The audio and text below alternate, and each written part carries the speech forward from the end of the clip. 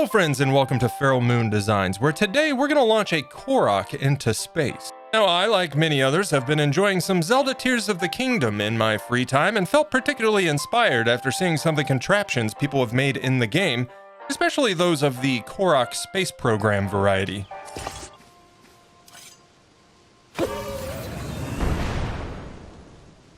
I'll start off by making our Korok's backpack, but we're going to do things a little bit differently this time around.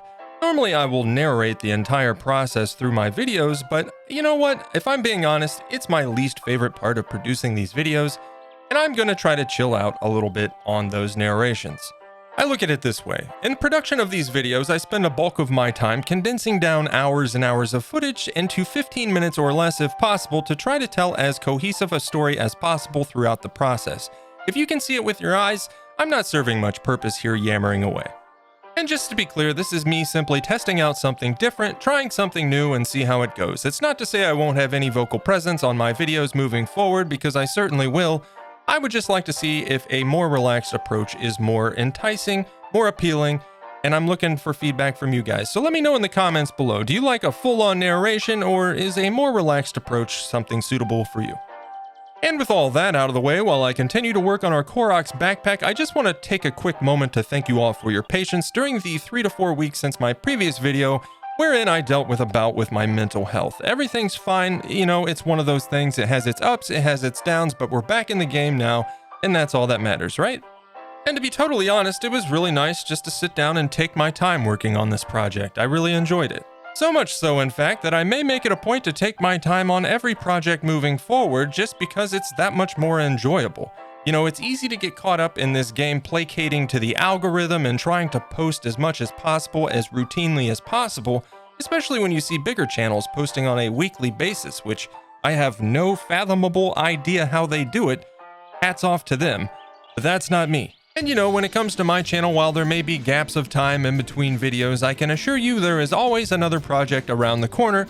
It just might take me some time. But with all of that said, let's get back to the project and focus on the task at hand. I rather enjoyed every part of this project, each one being its own little exercise in problem solving. The backpack was particularly fun, especially with the rolled up sleeping bag and all the little accessories. You'll see me detach these at one point in the video, so it's easier to paint. I'll reattach them at the end with super glue, speaking specifically about the mug and the little lantern. But yeah, this entire project was a lot of fun.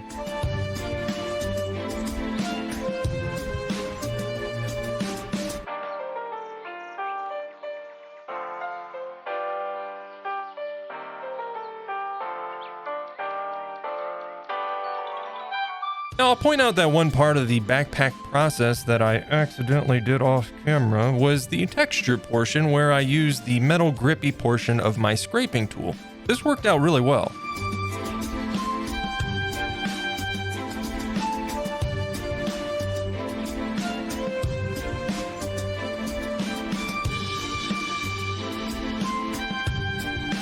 After doing all the buckle and strap detail, I'll go in and do all the stitching around the bottom portion of the bag.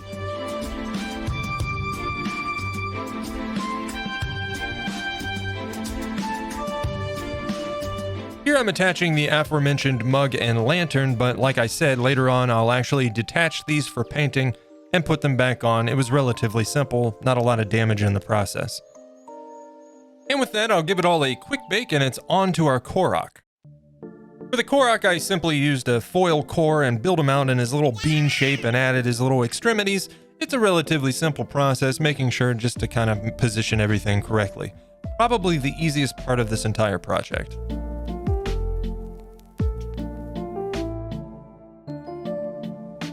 For his face, I'll start with a circle, then trim it to the desired shape, and then start cutting out all the little leaf details.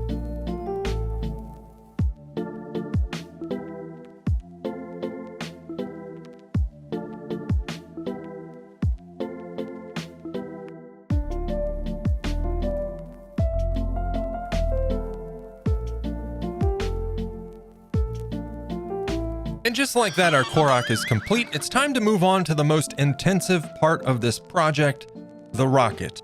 Now for the rocket, I knew I wanted to start with an ultralight core. I'll make the ultralight core, throw it in the oven for a quick bake, and that gives me a sturdy foundation to build from. I'll then cover that core with Super Sculpey Original and press it into an octagon shape where I can then use a razor to trim away the bottom edges.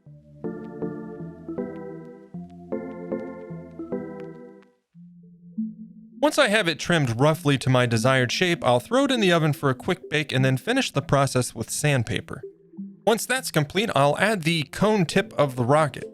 Using some rolled out clay, I'll cut out one of the fins for the rocket, making sure it's shaped accordingly, throw it in the oven for a quick bake, and then use that for a pattern for the rest of the fins.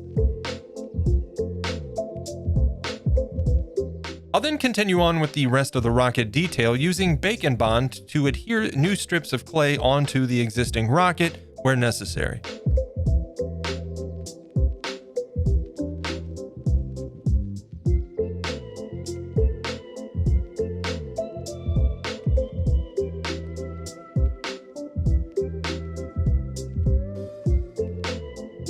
Full disclosure here, this rocket was tedious, it was a complete pain in the butt, and for some reason I loved every minute of it. I'm really happy with how this one turned out.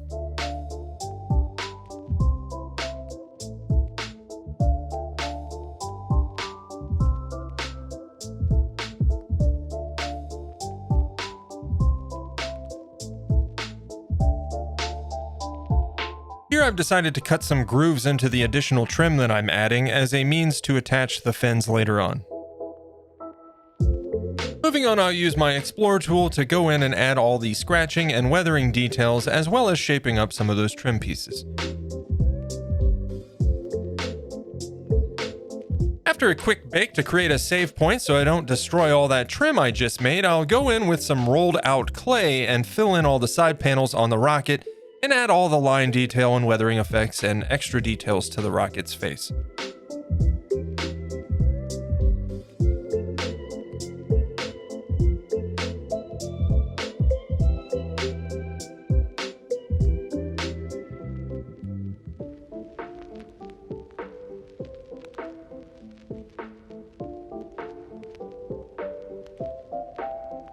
Quick apology for the often out of focus and out of frame sculpting going on here. I'm getting used to some new equipment and some new setups, testing out some new angles.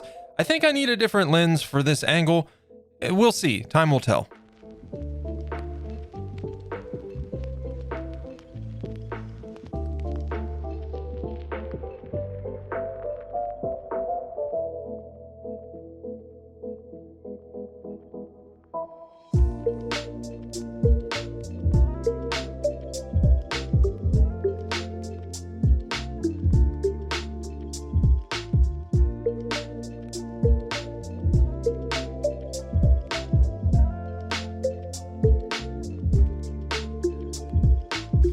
Once all four sides are complete, I'll throw it in the oven for another quick bake, and then I'll move on to the thrusters.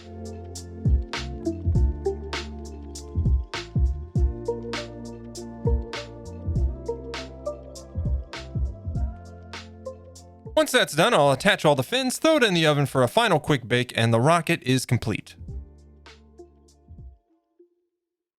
Off camera, I made a quick little jet flame, nothing serious, just rolled out some clay and carved in the shape that I desired, threw it in the oven for a quick bake, and it's time to make the smoke.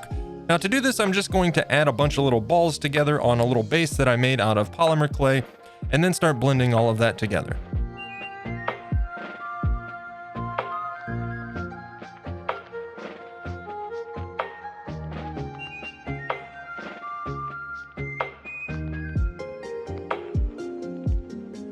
And with that, that marks the end of the sculpting process. It's time to move on to painting. Now, as with most projects, it seems, sculpting me is not very nice to painting me, and I had to overcome some challenges. It's not a big deal. As I explained earlier, I did have to detach some pieces for painting and reattach them. It's all a process, but it worked in the end. It came out great. I'm happy with it. That's all that matters. And quite honestly, as crazy as it may be, I actually enjoy the painting process, even if it is tedious. I don't know, I just enjoy it. Nevertheless, I'll start out with the base coats as usual, black on the rocket, white on the smoke, and we're going with a light beige on the backpack with a dark brown bottom. I'll also go over that beige with a darker brown wash just to kind of get into that texture detail and add some shading. For the sleeping bag, I'll start with a dark purple base coat before going over it with a light purple dry brush.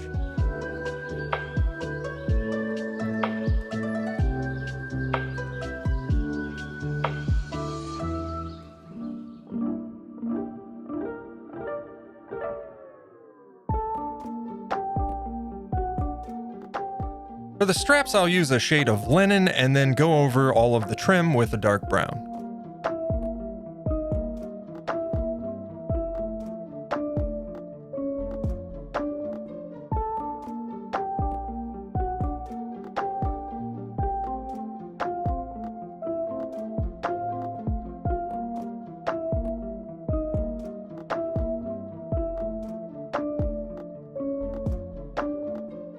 Next, I'll use gold paint on all the buckles and buttons before going over all the stitch detail along the bottom with that same linen color I used for the flaps.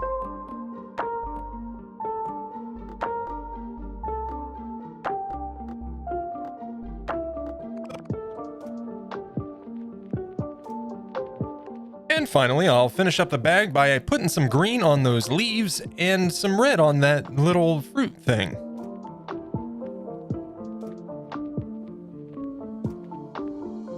And onto the Korok, once again very simple here, just a quick base coat on the body, then adding in some of the little line details on the Korok himself, and painting his leaf face, of course.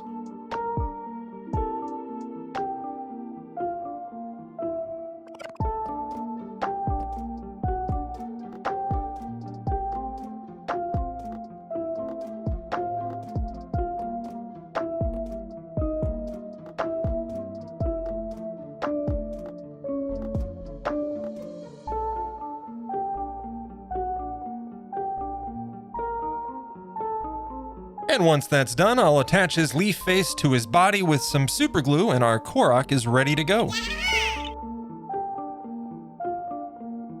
I'll use my hand drill to add a little hole to the back of the backpack and the back of our Korok, and then using some armature wire and some super glue, I'll attach him. Next, I'll trim some leather straps to size for the shoulder straps on the backpack, and then using super glue and some little clay pieces that I made to attach that to the backpack and the Korok itself. And with that, it's on to the rocket. I'm going to start off with the copper base coats on the top and line details, etc. before going over it with a couple shades of green and a dark green wash just to bring out that copper patina effect, and then a dry brush of a lighter shade also.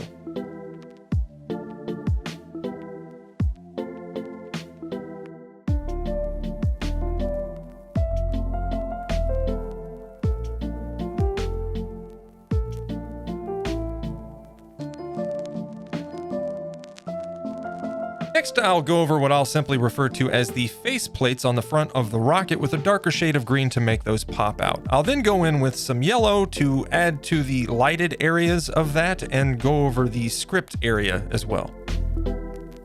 Then it's onto the fins. Pretty simple and straightforward here. A quick shade of white on all four and they're complete. I'll then move on to do the line details at the top of the rocket with that same copper I used before.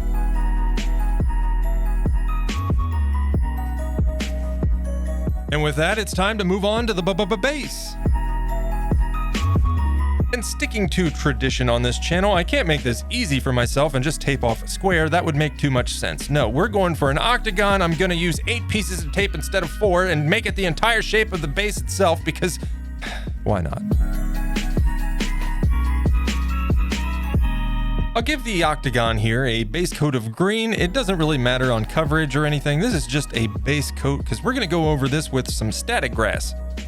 Once the paint is dry, I'll go over that with some diluted PVA glue covering everywhere that I want that static grass to be before using my static grass applicator and going over that with a few passes.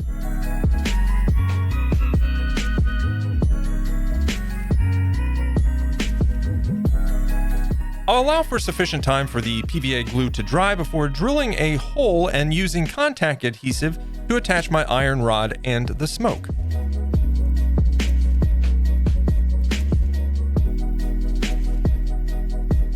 Next, I'll attach some felt to the bottom of the base.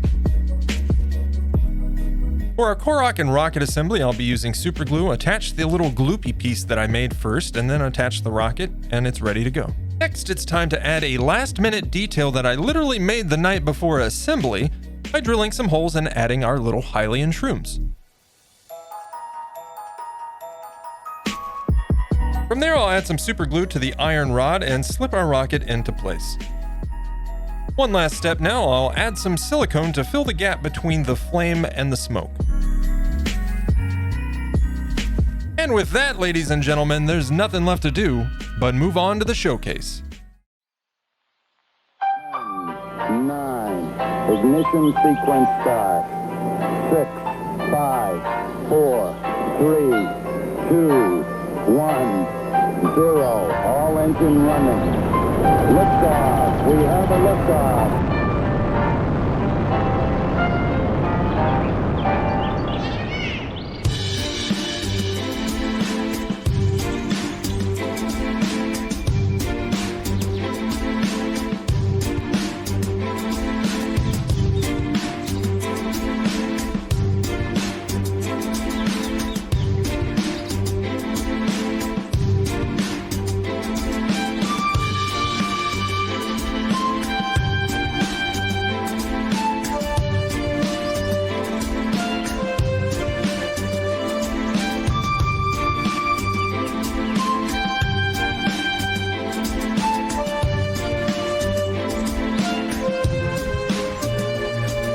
Folks, I want to take a quick moment to thank you for watching and for your patience in between my projects. These projects and videos take a good deal of time to produce, but if I'm being honest, I love every minute of it. I really do.